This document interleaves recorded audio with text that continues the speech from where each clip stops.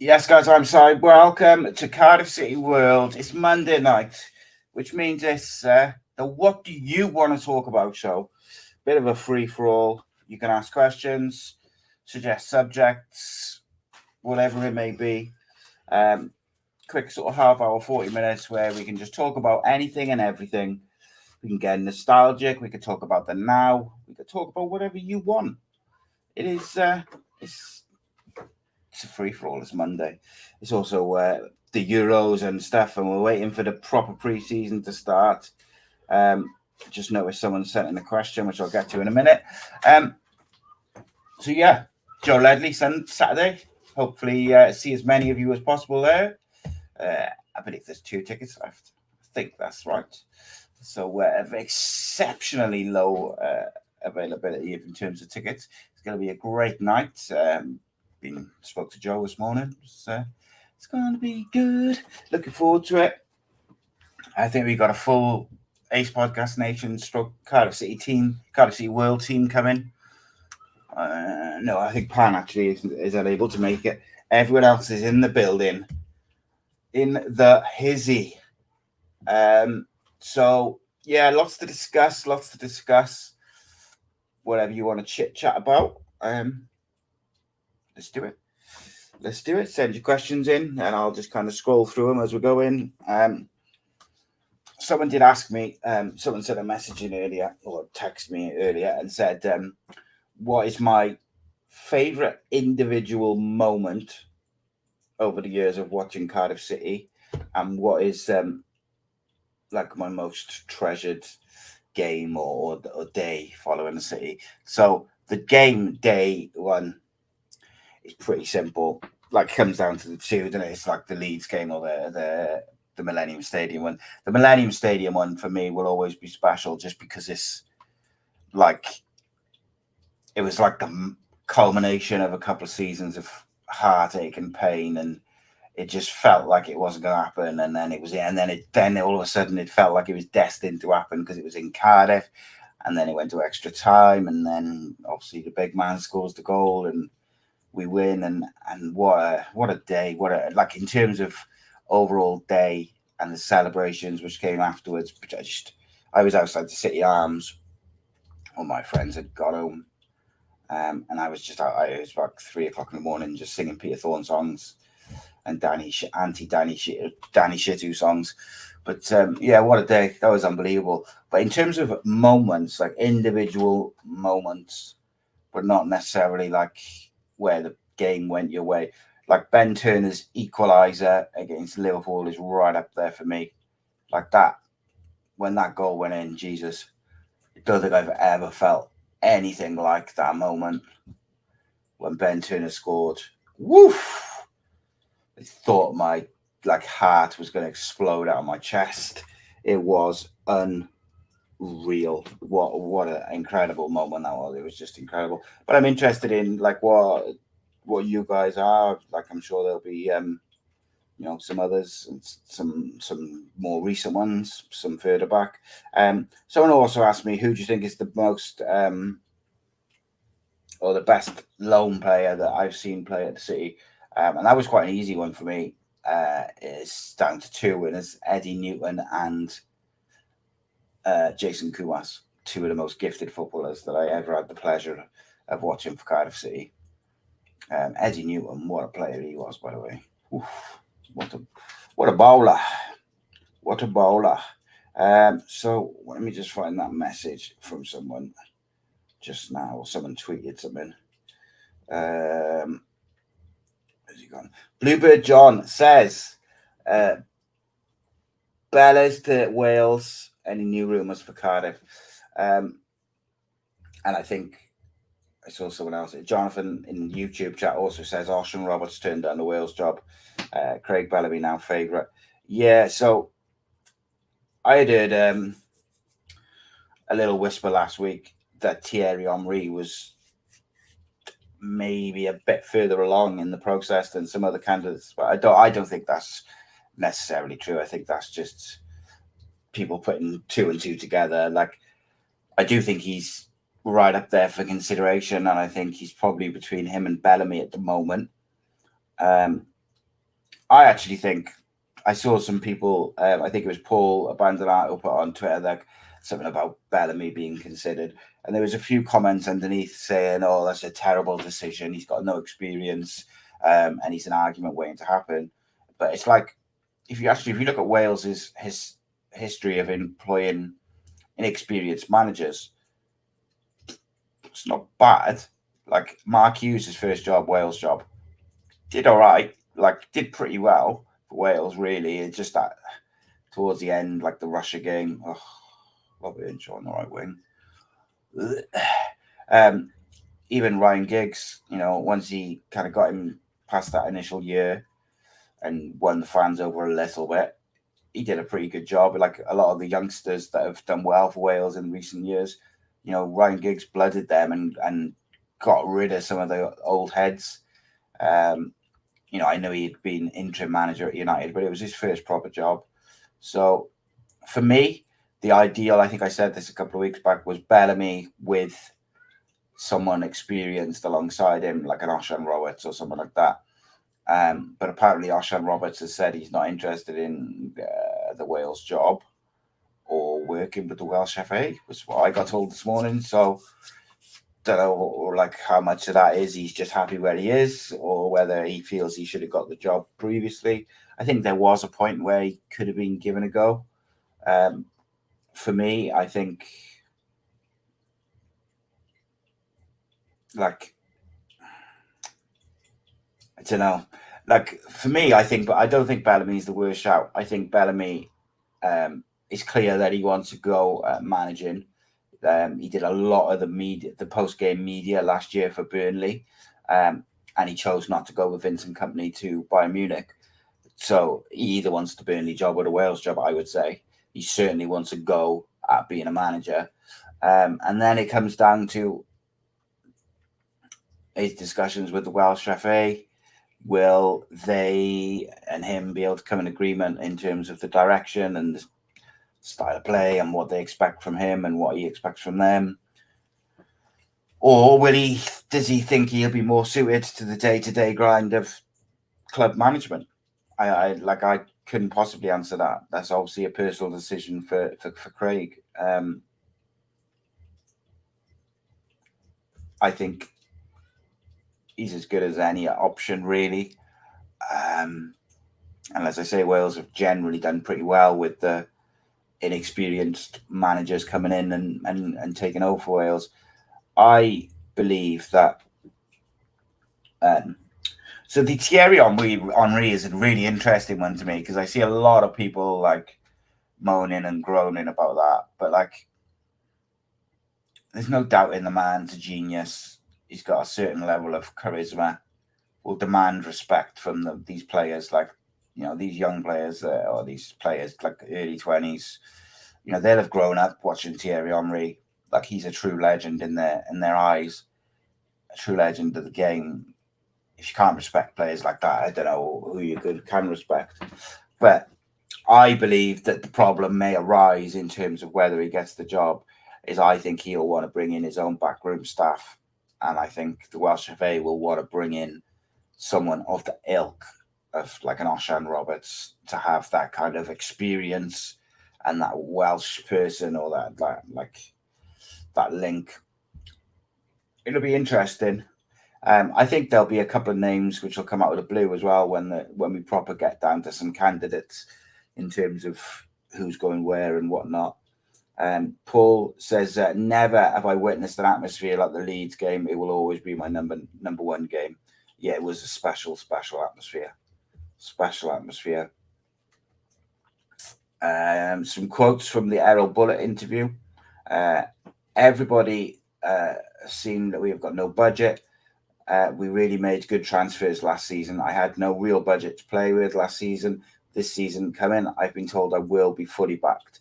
Of course, this season, our targets are different. My team, my players know that we will have to deliver this season to get minimum into the playoffs, and that will be the target for this season.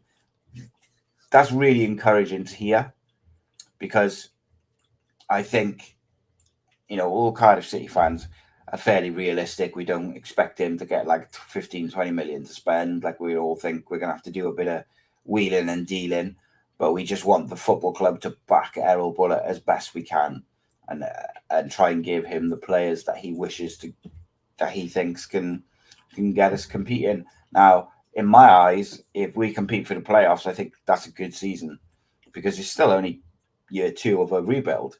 However, from his point of view and what the words he is saying in that quote, he's saying he expects to be right up there competing. So it's really encouraging, because that means that, one, he's, he rates at least some of the players that we already have and thinks they can compete. But he also, it feels that if he can get some of the players that he wants in, he feels that he really, really can compete. So that's genuinely encouraging. I'm really happy to hear that. Here's a question then for the chat as well. Like, who do you think would be the best option for the next Wales manager? Who is the best loan player that you've ever seen at Cardiff City? And where's the line in your eyes for like backing Errol Bullitt? Like, is there a particular amount? Is it a certain amount of players? Is it a certain amount of money? Is it just getting him the players that he wants at any cost? Is it like, where's the line between just backing him and backing him putting the club in trouble? Or like, where do we sort of draw that line? And where is it like we haven't backed him and we have backed him? Where's the line between backing him as best we can and not backing him? Like, it's interesting, because obviously for each position that he wants to sign, I would imagine that he'll have a short list of 3 to 5 names. The scouts and the analysts, the transfer committee, would probably add 1 or 2 names to those positions as well. I mean, Cardiff don't have a director of football, so ultimately the majority of those sort of suggestions are going to come from the manager, I would think, because we don't have a director of football. So when you have a director of football, quite often the manager will say, I want a left back, a centre midfielder, a striker, a winger, and then they'll come to him with 5 names that they've used the scouting system and their system within the club to say, these are the 5 names, put them in order that you'd like them, and then they'll go and negotiate it, is the general thing. So there's some rumours that Bellas will turn the Wales job down for a bigger contract at Burnley. I take it with a pinch of salt at this point, because isn't he like the caretaker manager or whatever at Burnley anyway? And I think ultimately what it'll come down to is 2 things. As I mentioned, it'll come down to the discussions he has with the Welsh FA, if they're on the same page, because he is a proud Welshman. So I think if he feels it's right for him, then he's of course gonna be interested in it. And secondly, whether he feels that at this stage in his managerial career, he will progress more and achieve more in the short term, but also the long term, in terms of his coaching abilities and learning and getting experience by being on the training pitch day in, day out. Obviously, you don't get that in international management. You can go and watch a lot of football and scout players for your squads and whatnot, but you're not on the training pitch every day. It's all training camps and whatnot. So I guess it'll come down to what he thinks will benefit him the most, ultimately. And if he can come to an agreement with whichever party, whether that be Burnley, whether that be Wales, and what suits him best, what suits them best. I definitely think he's going to have a conversation with the Welsh FA. I'd be amazed if they don't at least have a serious discussion. But I suppose you never can tell. You never know. But I'd be amazed if they don't at least have a discussion. Let's have a little nose at the kind of the betting for the Wales job. Who are the favourites at the moment? Let's have a look. Let's have a look at the betting for the old Cymru job. For any latecomers as well. It's Monday night, so it's a literal just a question and answer. You can suggest the subject, you can suggest the questions, you can suggest anything you like, and we'll talk about it. Paul says Wales have offered him 2 years. Well, I can tell you something which I'm pretty sure of, mate, and that is that Wales haven't offered anything to anyone yet, because they're still speaking to people, and there's still people on their list that they haven't even got to yet. They're still taking applications. So I'd be flabbergasted if they were offering contracts to anybody at this precise moment, simply because you don't offer contracts to anybody because there might be potential better candidates applying. So that's just my opinion. No, concrete evidence for that, if you like, but I'd be amazed if that was the case. Not just for Craig, but for anyone, just because there's there's a lot of names to get through and people to speak to. Jonathan says, we're not spending a fortune. The club has said we'll have a playoff contending wage bill, but nothing about actual transfer money. So we need to wheel and deal a lot to get good returns. So my opinion with that is, if our wage bill is playoff contending, that's a good sign, because we have players in our squad who we could sell to raise some funds for transfer fees. So if Perry NG, for instance, would like a chance in the Premier League, you could get some money for him, get some money for Romeo, get some money for Ebo Adams, get some money for potentially Callum Robinson, and maybe one or two others, and a couple of youngsters maybe as well. Jack Alnwick's the one which I'm really watching with a lot of interest, because it's just a personal opinion. It's just a personal feeling. I just got a feeling that he might want to go, because I think he, much like a lot of us, feels like the manager doesn't fancy him, and perhaps, he might want to seek starting football or more football elsewhere. I hope not. But if we were to sell Jack Alnwick, I think from his ability point of view, he should get a bit of money for him. But you rarely do for goalkeepers, and especially someone who is quite clearly not fancied by the manager.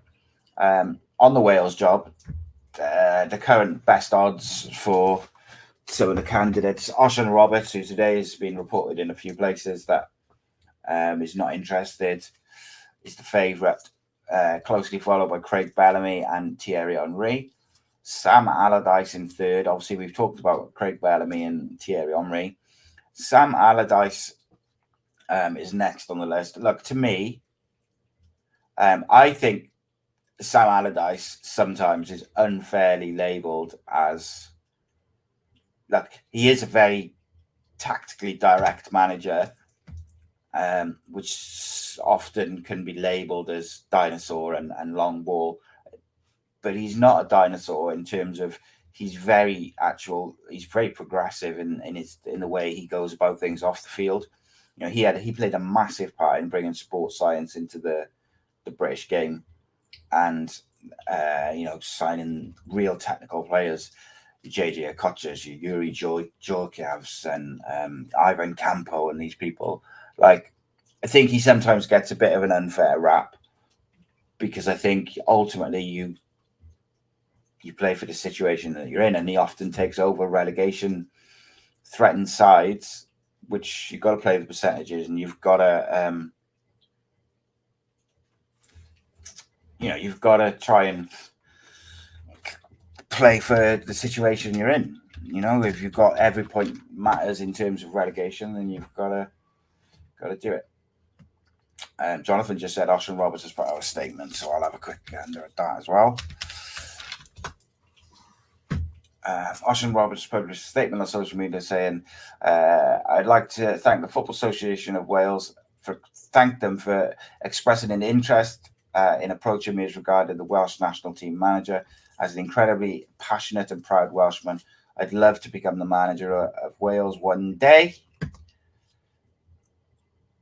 However, currently I am on an incredible journey with Como 1907, having helped them lead them to a historical promotion to Serie A. I'm committed to this wonderful club and exciting project until at least 2026, and I'm forever thankful for their support and faith in me.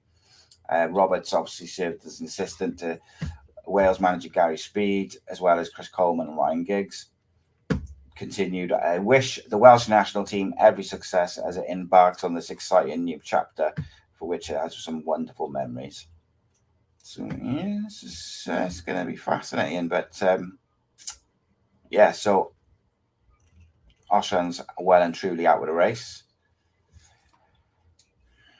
Paul says Thierry Henry is more likely, but I think he won't join till after the Olympics, as he's coaching and managing the 23s in that tournament. Yes, it's interesting, isn't it? It's really interesting because a lot of the names are either very experienced or very inexperienced.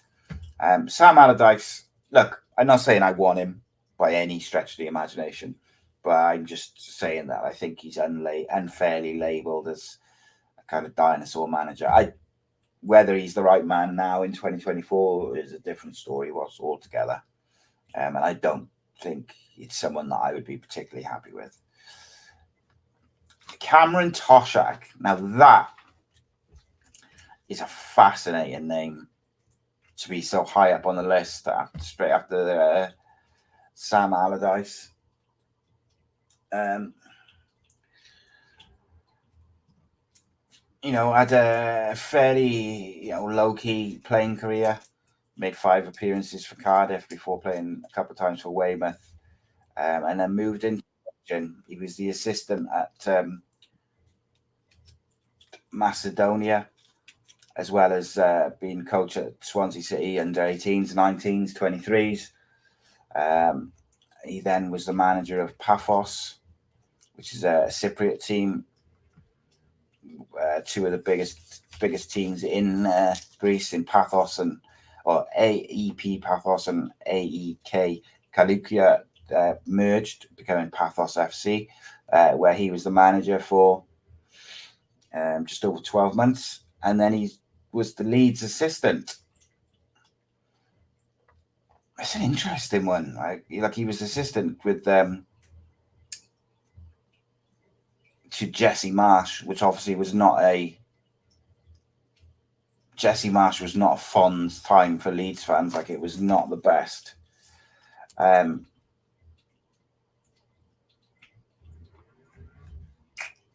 just not. I don't know where that's come from, and so some of these names, I'll tell you, I do know where it's come from actually. So a few of these names, I think the bookies are putting 2 and 2 together, and they're kind of coming up with 12. And I believe it's because some of these people did their coaching badges with the Welsh FA, whether it's Henry. I saw someone mention Fabregas, obviously Rowbury, Jonathan just mentioned in the chat, Cameron Toshak. They obviously got links to the Welsh FA a bit more indirectly than, say, someone like a Mark Hughes who's on the list, Nathan Jones.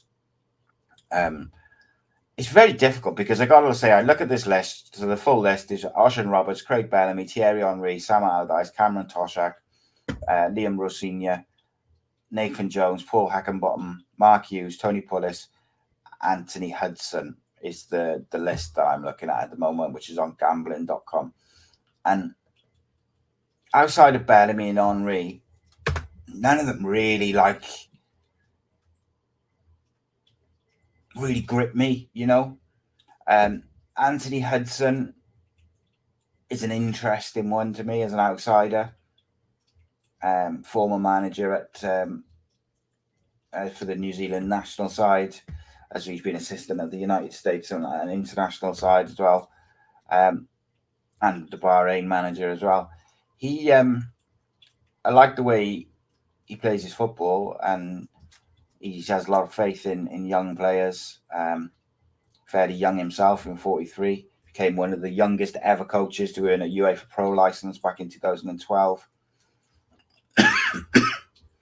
And in 2015, he led Bahrain, New Zealand to the 2015 Asia Cup and the 2017 Confederations Cup, respectively, which is obviously, again, being the youngest manager to lead a team to the Confederations Cup. So, like, he's got something about him. Again, like, playing career, not not hugely successful. He attended Millfield School in England. He's the son of former England international Alan Hudson, so he's got that sporting pedigree in his in his genes. I think he was at Newport for a while as well. I've seen that. I read Napsters and Mourinho's that speak very, very sort of highly of him. So look at some of these comments then. Jonathan, come back. So have you heard anything about the two Icelandic players linked to us on Twitter today? I haven't, but I will make some inquiries. If you could tag me in the tweet, mate, and then I'll ask around. Oh, yes, to see someone's just. Are they the names that you and Paul have just put in? Is it? Jonathan also says, could they give it to Rowbury, and that's what put him off coming back here?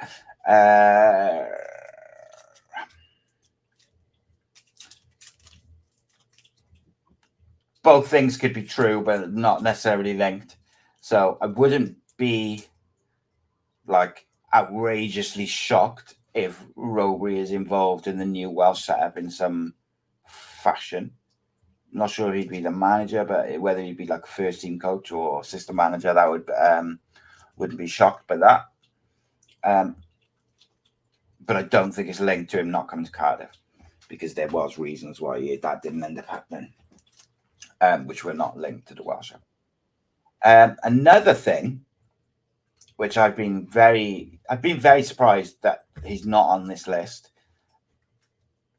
is Matty Jones, who's built himself an absolute stellar reputation with the 23s. Very, very, very, very popular 21 side. Extremely popular within the Welsh FA, extremely popular with all the players. A lot of the players in the Welsh first team now obviously played under him for the 21s. So I'm quite shocked that he hasn't been more heavily linked with the Wales job. I haven't really seen many people discussing him. I haven't seen many people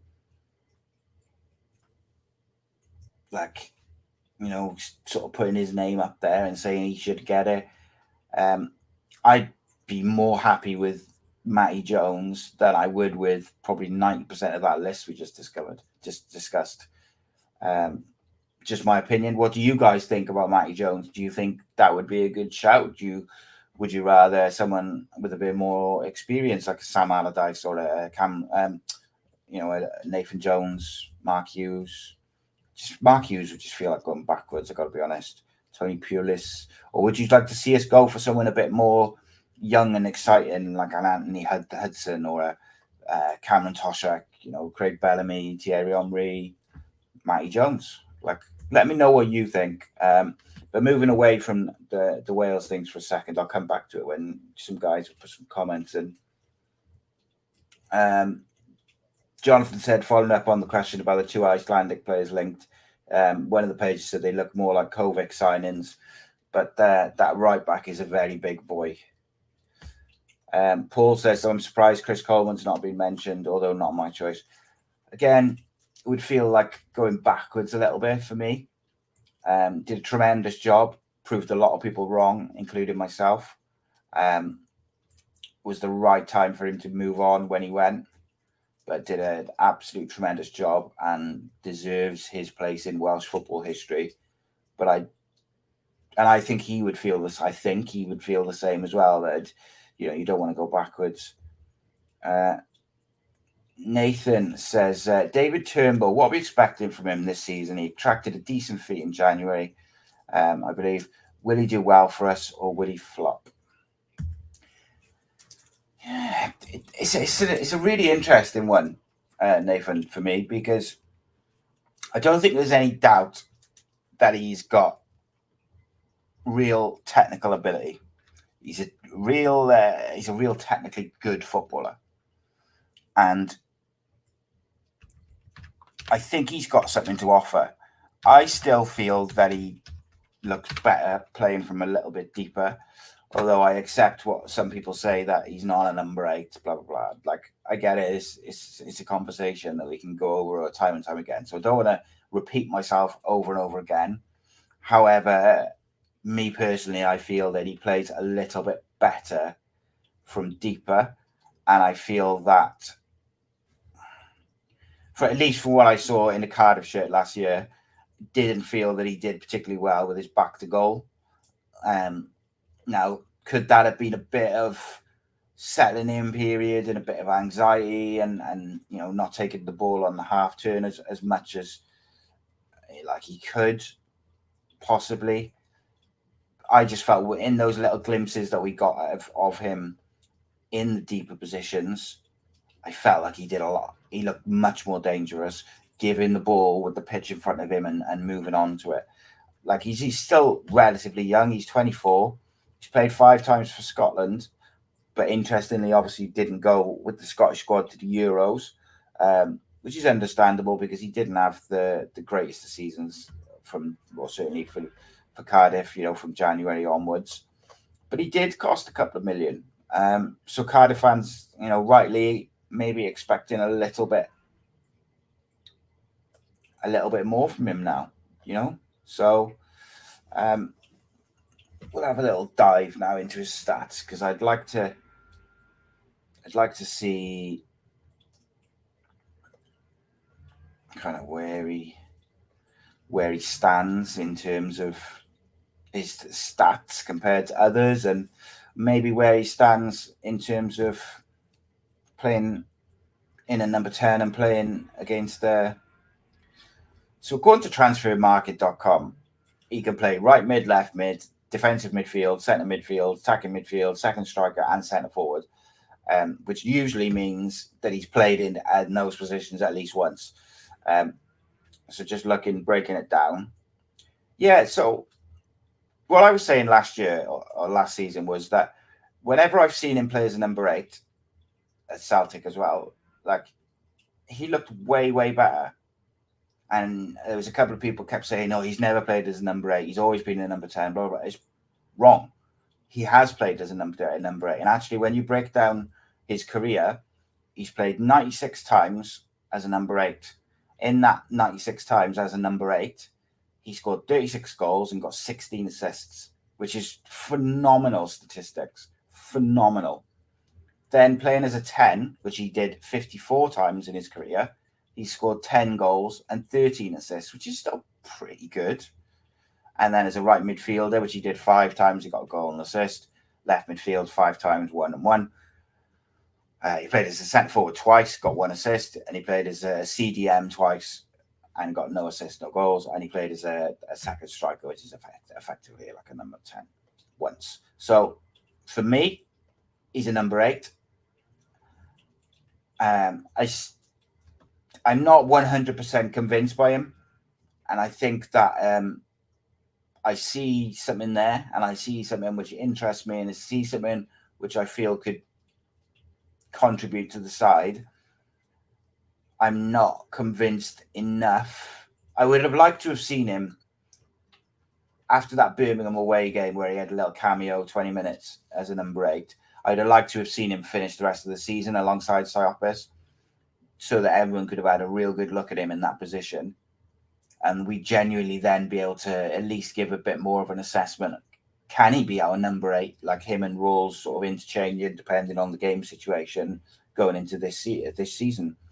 However, having not only seen him for Cardiff in two games, or 2 little cameos of games, it's difficult to judge outside of what I've seen at other clubs and clips and stuff like that, and going on his statistics.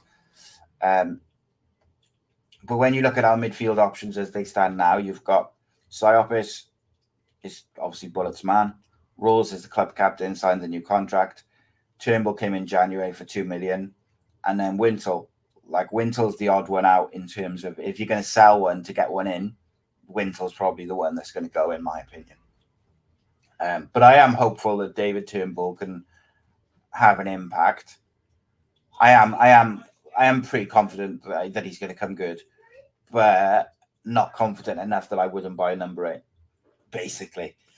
I'd like to see him in pre-season lineup as a number 8 alongside Cyprus, though. I would like to see in pre-season. Obviously, they tend to split up the sides, don't they? But I would like to see a combination of Cyprus and Turnbull and Cyprus and Joe Colwell a lot in pre-season. And that's what I would do if I was picking it. We know what Joe Rolls can do. We know Joe Rolls can do a certain job and he can play with Cyprus. I would really like to see Joe Colwell get a chance to play alongside Cyprus and Turnbull both. But it takes time sometimes. I think the Championship is faster than the Scottish Premier League, and it can take time for players to adapt. So let's have a look at some of these other comments. Jonathan said, David Turnbull looks a player, but he needs to adjust. Centre midfield is rammed with similar players, to be honest. I think potentially he could be a bit better than what's there at the moment in terms of like a progressive or a creative midfielder from deep. I think he can be. Look, I think he's technically a very good footballer, and I think he's got a bit of vision about him. He looks for the return ball a lot, and he looks like a midfielder who wants to take the ball on the move a lot, which is something that maybe we do lack, is that midfielder who's going to drive on a little bit after they've passed the football. Rolls has got tremendous vision. You know, he can thread the ball through the eye of a needle. He can look after the ball very well.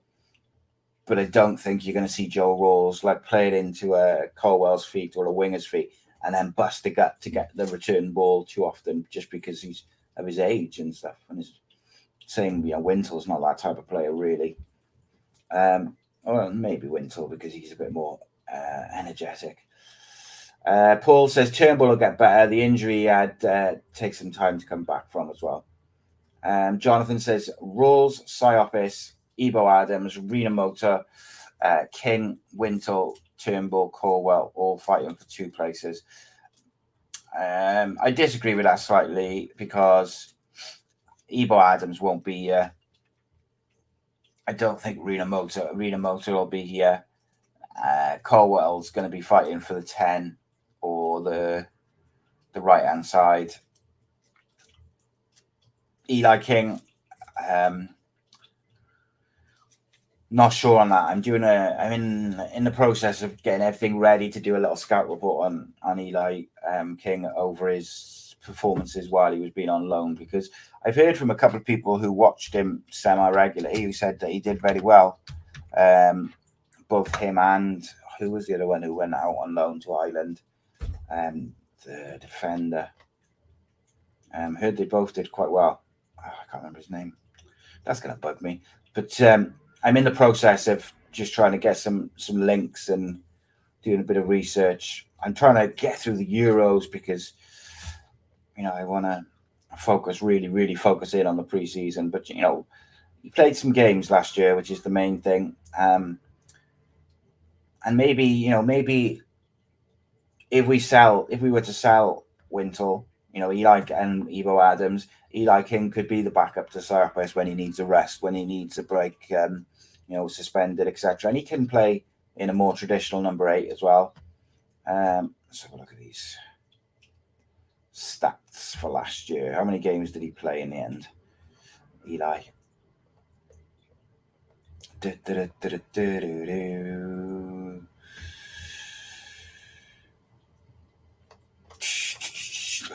Come on, load. Yeah, so he played 42 games last year, which is pretty good. A couple of goals, 5 assists, a couple of yellow cards. You know, I think useful player, but like the level.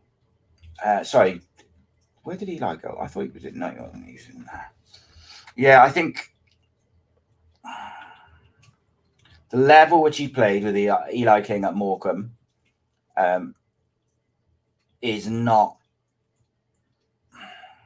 It's difficult to judge. Like, look, you can only play what's in front of you, and that goes the same for Isaac Davis, same for the lad in Ireland, same for Bagan. Like, they can only play when when you're on loan. You can only play what's in front of you. You can only play what's in front of you, and he did a bit of. He went. I thought he was at Morecambe. I know he was at Ross County for a bit, but didn't he come back and then go? I might be wrong about that. And the page is not loading. You can only play what's in front of you. That's really interesting that Don Cowie, he was the manager of Ross County. I can't tell you why though, but it's really interesting that's come up just today of all days. So like more detail. I'll see if we can load it that way. In terms of, let's have a look at some of these more other contents.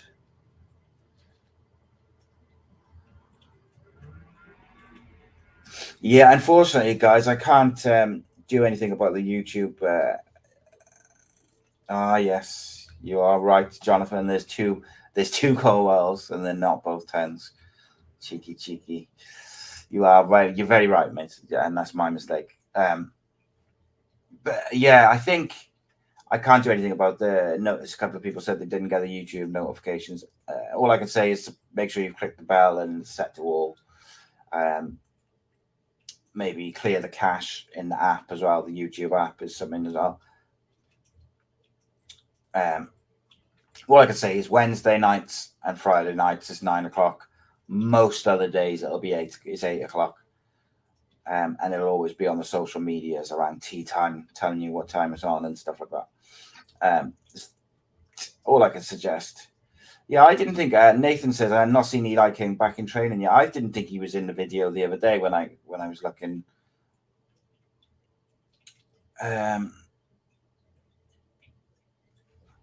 Nathan says looking forward to seeing more of David Turnbull in pre-season. Maybe there's a surprise a few fans there. Find his way into the team. Yeah, you've got to give him time to settle. I think it's really hard to come in the middle of the season as well, particularly when you haven't been playing too much in the first half of the season. So, like, obviously, if you bang in form and you move, I think it's a bit easier to settle into a new club because you feel confident. But if you haven't been playing and you come back from injuries, I think it's a bit more difficult. But I agree with you. I do think he's got something to offer, and I think technically he's very good. So I guess we'll see what happens. Jonathan says, the only thing I don't like about Turnbull is another player severely lacking in pace. We really struggle with pace right through the side. We do lack pace, mate. And I mentioned a couple of those Peterborough players. One of the big assets that they both would bring is pace. We're going to talk about wingers on Friday, me and Pan, and I'm looking forward to that. I'm sure there'll be a lot of pace discussed there. I would say that your number 8 doesn't always have to be like, it doesn't have to have a lot of pace if they read the game well. Like, I think Kobe Mainu was one of the best players on the pitch yesterday. One of the few England players who looked decent, and I think he sometimes looks really slow, like he's running in mud, but he just seems to find time on the ball all the time. And historically, there's always been players like that, isn't there, who just seem to find the time on the ball and they're not the quickest. I mean, even like you look back at Zidane, I don't think he was the quickest, but I'm not saying he's by any means. But I guess we'll see.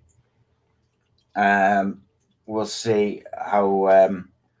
For me, like, I just look at it. Bullet seems to think that, or he seemed to think Turnbull was a 10, and for me, I just don't think that's his best position. And I also think that Ruben and Ramsey are both ahead of him in that number 10 position. I don't see him playing wide. So then it becomes, right, well, he's either back up to Cyprus or he's competing for that number 8 position. He's only played one game at CDM ever, so I'm assuming that's he's not a CDM, so I'd like to see him given a real chance in that number 8 position, because I do think he's got the technical abilities and attributes and profile to be quite good in that position, especially the way we are looking to play under Bullet. Like, I wish that we could have a younger version of Joe Rawls in some ways, because I think a young version of Joe Rawls would fit perfectly into the way that Bullet, like in the way that Bullet wants to play football and the way that Bullet's team does play football. Like a 23, 24-year-old Joe Rawls would absolutely flourish alongside Psyopis. Just my opinion, obviously. Reese says it's hard to judge whether or not Turnbull was a committee signing or a Bullet signing. He failed to impress me. Hopefully he kicks on. Yeah, but I've got to say, and I know for the sake of repeating myself, but I do think that it was difficult, one, to come into a new club halfway through the season. I think that's difficult anyway. Obviously coming to a different part of the country and whatnot, but also, like, he didn't play a lot of football in the first half of the season. Just going to check exactly how much football he did play in the first half of the season. But I think it's very difficult to come in when you're not like hitting the ground running. So let's have a look. Looks like he came off the bench against Buick Official in the Scottish FA Cup on the 21st of January, and he came off the bench. Sorry, he didn't even come off the bench, actually. I'm lying. He played in the Scottish League Cup in August, 20th of August, 2023, so last year. So right at the start of the season, he played in the Scottish League Cup for 26 minutes as a number 8. And then he played for Cardiff. That what's the other? Some Celtic games there. So I know he did play a few games for Celtic. He did play some. Didn't finish many. Just looking, an hour, 45 minutes, an hour, 60, not in the squad. So maybe I'm helping him out a little bit too much there, because he did play a bit of football before he came to Cardiff last year. I was under the impression he played much less than that. But actually, when you see it down on paper, he did play a fair bit of football last year for Celtic. So, you've got to hit the ground running, really. Is it? Give him the benefit of the doubt. He's got to settle in, etc. Yeah, there's a great point. That was one of the next things I was going to say. Jonathan said he was Celtic's best goals per minute player at Celtic when we signed him, mostly off the bench. Yeah, absolutely. Like, just going back to those stats, mate, of when he's played as a number 8, like, his stats they're pretty impressive, mate, to be fair. Not just good, like, genuinely impressive. And look, I know we can all argue about the the standard of the Scottish League and the Scottish League system, but for Celtic, he played 134 games, scoring 31 goals and 23 assists. Like, that's pretty damn good.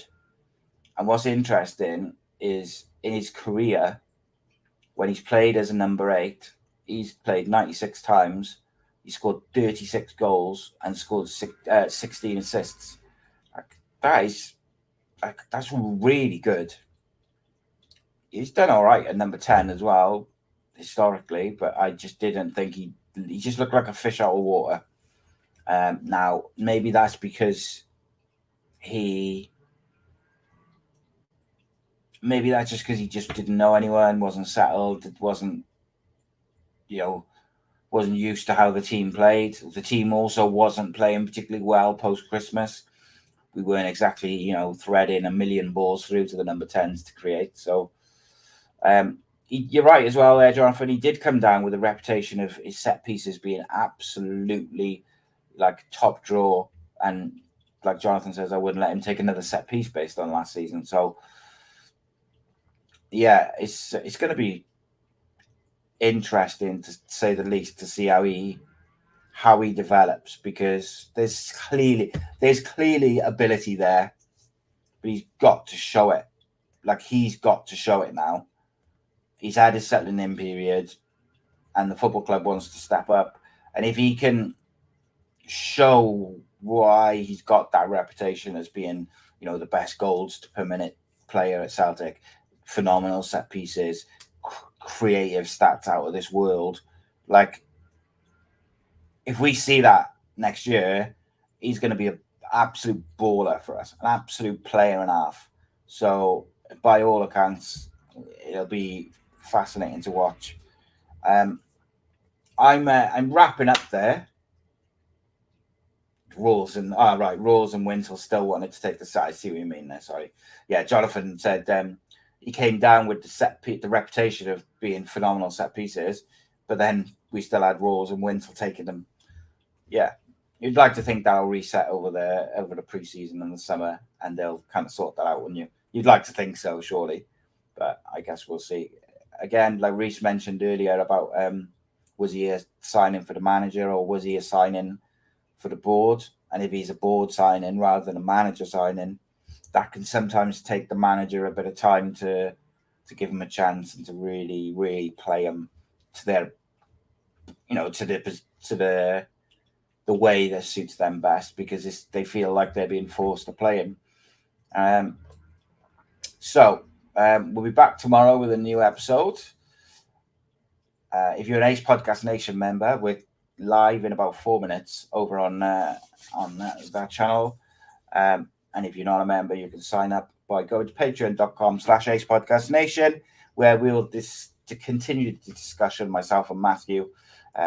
Won't be limited to Cardiff City. Those unscripted, uncensored episodes where we can talk about absolutely anything.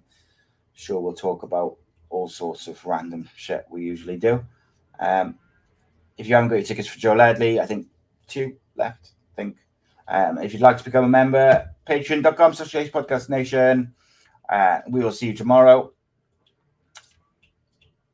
Laters.